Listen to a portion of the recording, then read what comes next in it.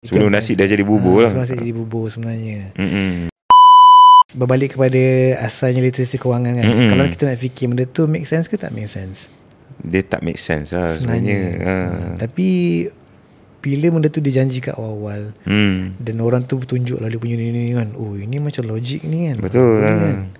Lepas tu nampak pula orang ni, oh dia ada bagi donation kat sini. Lepas tu orang dia punya wajah depan dia orang yang dikenali, dipercayai pun semua. So macam oh ni legit ni.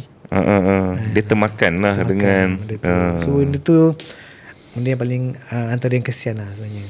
Faham saya. Sebab yelah orang ni umur dah 40 lebih. Berapa tahun lagi dia nak kerja kan.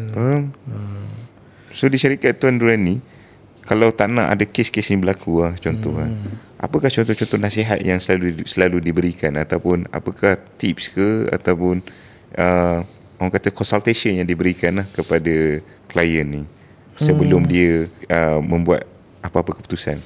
Biasanya macam kita sendiri pun dekat dalam kita punya social media apa semua, kita banyak sharing pasal tips-tips kewangan ni lah.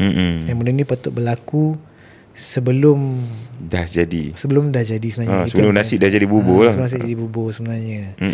Bila dah jadi tu agak sedih lah. Kita sendiri pun walaupun kita bisnes, tapi kita dapat nak bantu customer tu, kita rasa sedih juga lah sebenarnya. Macam tu.